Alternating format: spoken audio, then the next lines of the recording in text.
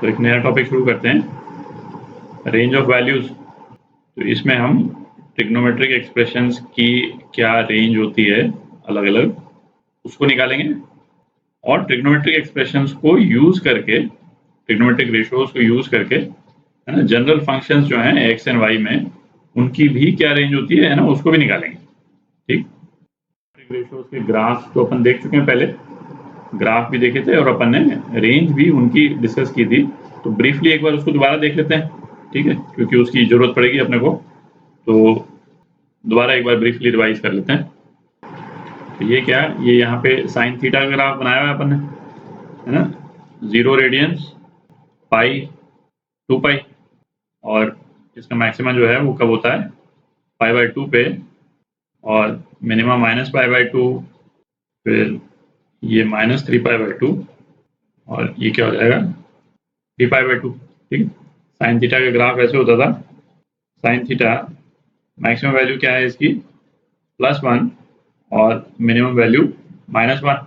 ठीक है, इस ग्राफ की जो रेंज है वो क्या है, स्क्वायर ब्रैकेट्स में -1 to 1, है ना, -1 और 1 इंक्लूडेड है साइन थीटा के वैल्यूज में। कॉस थीटा देखते हैं, ये कॉस थीटा का ग्राफ हो गया, है ना, 0 पे, 0 रेडियंस पे इसका मैक्सिमम होता है ये पाई और ये 2 पाई, है ना। 0 पाई 2 पाई पे कॉस थीटा का ग्राफ या तो मैक्सिमा होगा या मिनिमा होगा। मैक्सिमा कितना है इसमें, +1, मिनिमम -1। ठीक है, कॉस थीटा और इसकी रेंज भी क्या थी, -1 से 1, स्क्वायर ब्रैकेट्स। ठीक, कॉस थीटा का ग्राफ जो है बेसिकली साइन थीटा का ग्राफ ही है ना, इसी को हमने थोड़ा शिफ्ट कर दिया। कॉस थीटा को जैसे अपन क्या लिख सकते हैं, साइन 90 + थीटा, है ना, ये कॉस थीटा के बराबर। तो ये ग्राफ जो है वो साइन 90 + थीटा का ग्राफ भी है।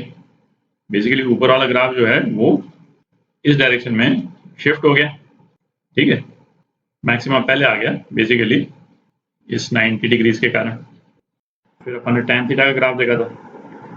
tan थीटा का ग्राफ 0 पे 0 होता है, ठीक है, और n पाई पे, है ना, ये फिर 0 होगा बेसिकली, -π, -2 पाई। ठीक है, ये आपका tan थीटा का ग्राफ है ना, क्या है, sine theta by cos theta. ठीक है, अब π/2 पे कॉस थीटा तो 0 हो गया, है ना, तो एग्जैक्ट π/2 पे ये 1/0, है ना, अनडिफाइंड है ये वैल्यू। तो π/2 पे tan थीटा जो है वो अनडिफाइंड है, π/2, 3π/2। ठीक है, और π/2 के जस्ट पहले ये +∞ को टेंड कर रहा है, और π/2 के जस्ट बाद ये -∞ को टेंड कर रहा है।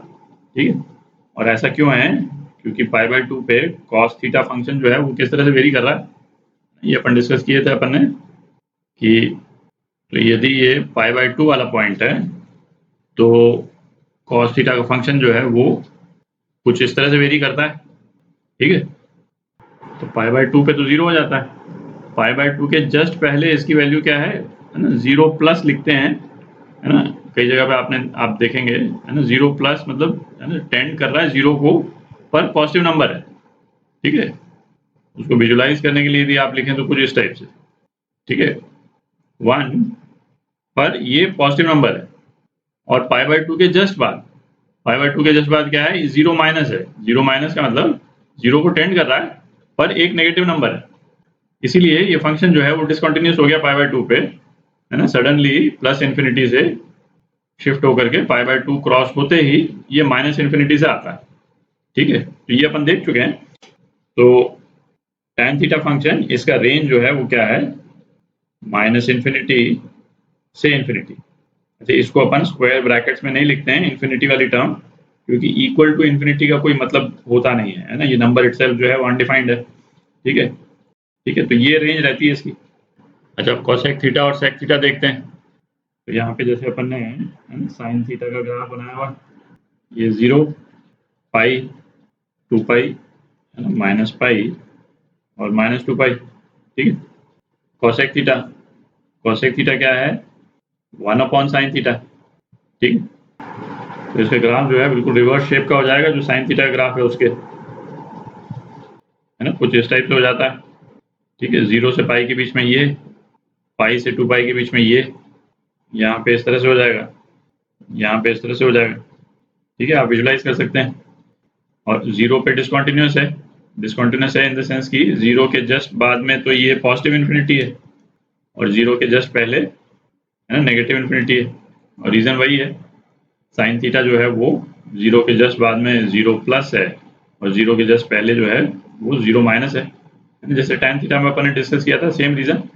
तो ये इसका शेप है कोसेक थीटा का। तो कोसेक थीटा का जो ग्राफ है उसका रेंज, कोसेक थीटा के ग्राफ की रेंज हम क्या लिखेंगे, है ना, नेगेटिव साइड में देखें तो ये पूरी रेंज है इसकी, है ना, नेगेटिव इन्फिनिटी से आ रहा है तो ओपन ब्रैकेट माइनस इन्फिनिटी से कहाँ तक आया, -1 तक आया। ठीक है, ये -1 वाला पॉइंट है, -1 और -1 इंक्लूडेड है क्लोज ब्रैकेट्स, यूनियन ये पॉजिटिव साइड वाला ग्राफ, पॉजिटिव साइड वाला ग्राफ कहाँ से शुरू हो रहा है, +1 से शुरू हो रहा है, +1।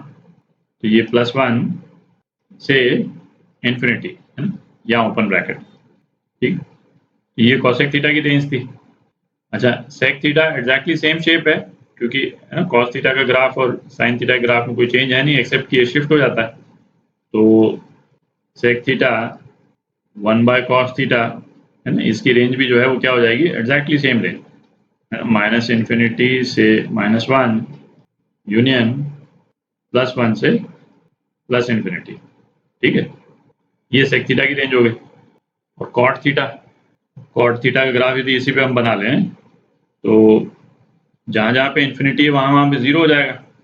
ठीक है, और जहाँ tan थीटा का ग्राफ जो है वो 0 है वहाँ इन्फिनिटी हो जाएगा, है ना, 1/tan थीटा। तो ये ग्राफ जो है वो कहाँ से आ रहा है, यहाँ से आ रहा है, कुछ इस टाइप से। ठीक है, और यही वाला ग्राफ जो है वो रिपीट होता जाएगा।